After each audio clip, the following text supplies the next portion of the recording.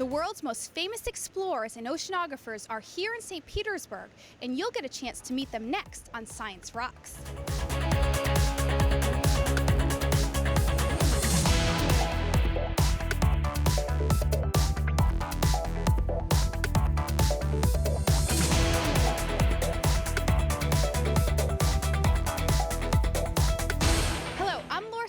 And the scientific eyes of the world are here in St. Petersburg to explore the Global Ocean Film Festival and the Conservation Summit. This week's long event celebrates the educational films about oceanography and aquatic conservation, and it's a who's who in the scientific and documentary filmmaking world. Debbie Kinder is the founder and CEO of the Blue Ocean Film Festival.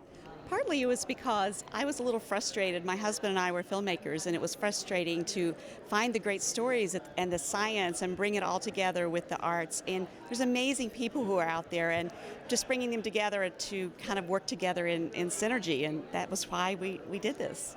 It's such an opportunity for many of our students to come here. They were here yesterday, they're here today. What are you hoping that students can walk away with this film festival? Some nuggets of information.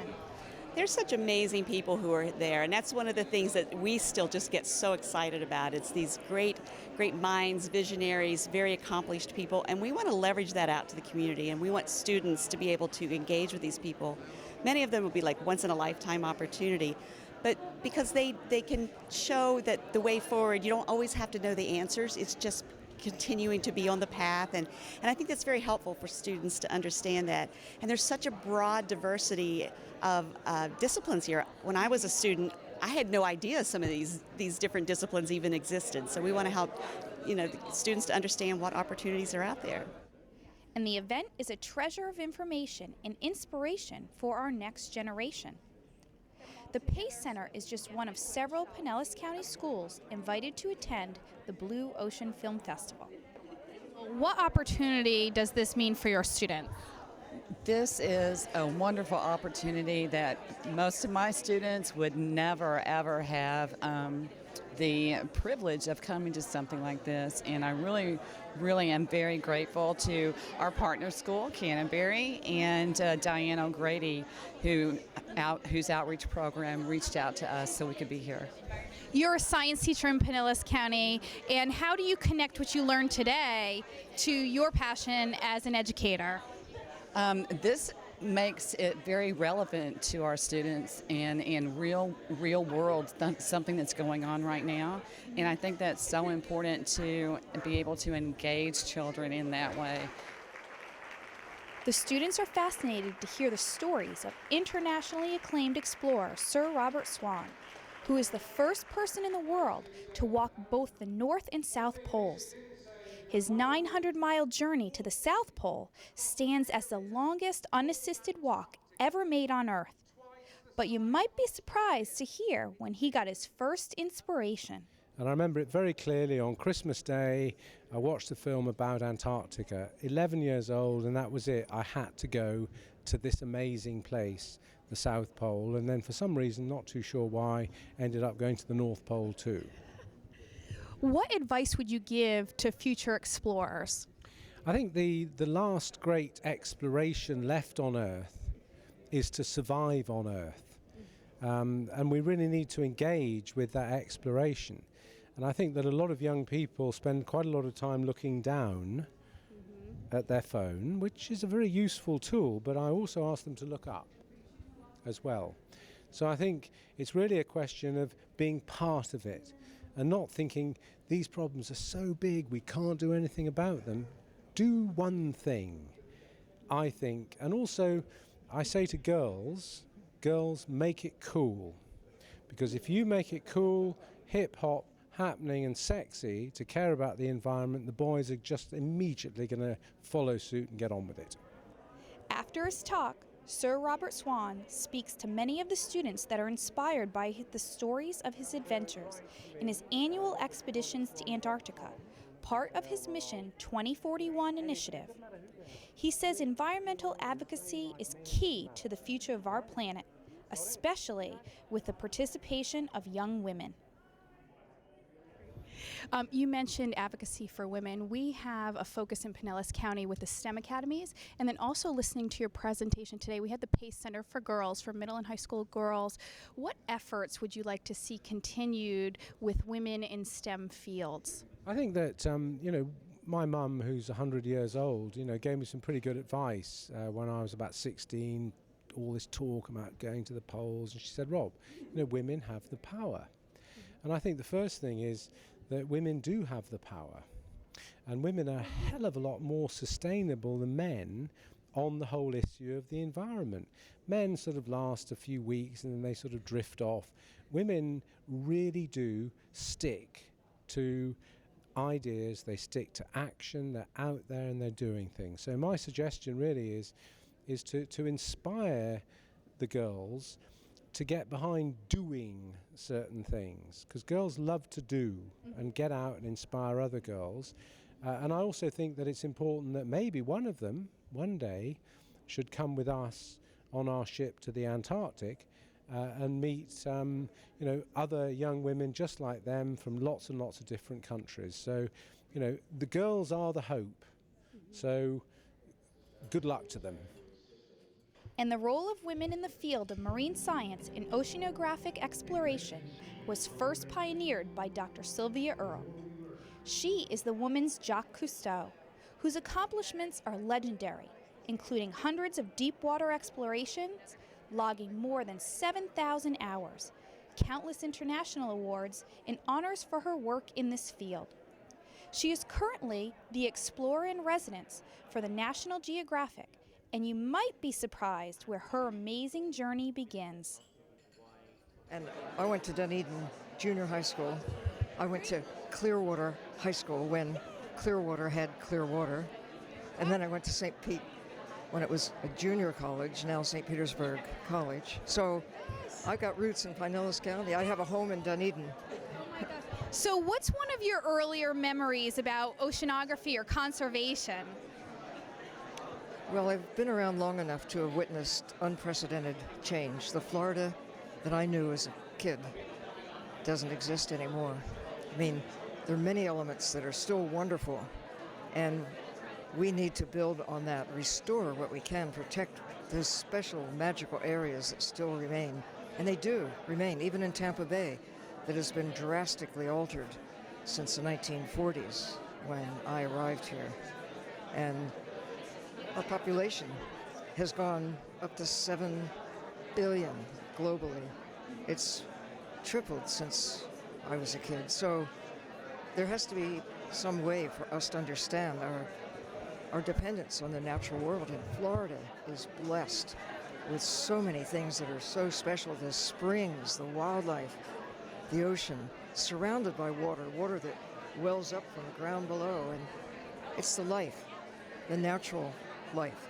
And now we know that we are, all of us, dependent on nature.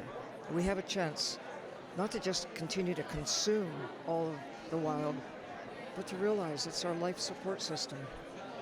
My parents, both of them, respected nature and instilled that in my brothers and me. And Florida was a great place to learn, and it still is. Another legendary name who is represented at the conference is Cousteau. Jacques' grandson Fabien and granddaughter Celine are very involved with producing documentaries dealing with oceanography and conservation. I love supporting people who are doing cause-focused work, who are finding solutions to problems, whether they're ocean-based or other. I work on an Amazon project with Indigenous people. I work often in the ocean community and ocean realm. For me, a place like Blue is a place to reconnect with my network, because we all need a sense of community and tribe. I think women getting involved can happen at all levels, whether it's in front or behind the camera in terms of filmmaking. But in terms of advocacy, you have amazing scientists who are out there. They happen to be women. From the beginning, I never necessarily saw my role as a woman as being the cornerstone of what I do. But by virtue of the fact that I am a woman and I am doing my work shows that we are all capable of that. I, of course, have a privilege of having a family legacy. And I think it's important to mention that that has really helped sustain what I do. But my studies have been psychology and a master's in intercultural relations, which is really looking at the human side of the environmental story. And of course, a conversation with Cousteau would not be complete without some thoughts of how her grandfather pioneered oceanography for so many generations. My grandfather was a public figure, and I knew him as such, as a secondary part of our relationship. The first part of our relationship was he was my grandfather. I was his granddaughter. And so in that, we were a normal family. But at the same time, when you have somebody who is such a public figure, and you see, at least I saw throughout my lifetime, how he has inspired generations of people, you realize the power that one person has to influence. And that power is in each one of us. It's not just my grandfather's. He existed at a time where what he was doing was something that was pioneering. Now there's a lot of explorers, a lot of filmmakers, and they're doing phenomenal work. So I think for me the message is not just that it's my grandfather, it's that there's a lot of people like him out there who should be revered and who should be known because they're inspiring and they're pioneering and they're doing phenomenal work when it comes to storytelling and environmental protection. This event inspires the next generation of oceanographers and environmental documentary film producers. David Schneider leads the television unit of CATCOM at Lakewood High School. How does what you experienced during the Ocean Bloom Film Festival connect to you as a Pinellas County teacher? It's always a great opportunity when we can bring the students out into the field. Here they've been meeting some of the best documentary filmmakers around, hearing where the industry is today and where it's going in the future in terms of high definition, ultra high definition, and then something way beyond that. This morning they're in a session on all of that. So it's really exciting to see them get excited about this industry, the technology, and also the huge element of conservation and global and environmental responsibility that comes into play, even through the technology. And his students leave inspired. This morning you went to some sessions. Can you explain the one that's caught your interest the most? The one I believe has caught my interest the most is the 4K one, because I am at the Center for Advanced Technologies, and with my teacher, Mr. Schneider, we learned about fast forward productions and stuff, and in that film industry, and I learned like how the film is evolving, the resolution for cameras and stuff, and what's to come for filming, and how that applies to like capturing moments for like the ocean and stuff, and conservation of our environment. Almost 100 films and documentaries are shown at the new Sundial Movie Complex in downtown St. Petersburg. And one of the locally produced products is a short film produced by Brad Tanner, the Senior School Program Coordinator at Mote Marine Institute in Sarasota. Why is it so important for you to be a representative of Mote at the Blue Ocean Film Festival? I think it's important for myself and Mote to have a presence here to educate the people about what's happening and how much of the oceans are still left to be explored. I do use this film as a precursor for students to introduce them that there is still a lot to be explored in the ocean and how exciting it can be to discover a new species. And this film also talks about the scientific process and what we go through to set things up. You work with a lot of school groups, and in Pinellas County we have our after-school STEM academies. What connection can you make to STEM in the film that you've produced? Okay, STEM and the film here, there's lots of technology used in ocean exploration as far as the scuba equipment that we use, the oxygen on our back, to the regulator to breathe, and then also the equipment that helps us find these different spots for exploration, so the technology used to locate these spots. And then once we're there, the cameras and the equipment used to follow these fish. The Ocean Blue Film Festival will be back in 2 years, offering Pinellas County another opportunity to see oceanography and conservation. When we come back, I take some of the conservation lessons learned at the Blue Ocean Film Festival to educators throughout Florida during the Alliance for Family Engagement Conference. Science Rocks returns in a moment.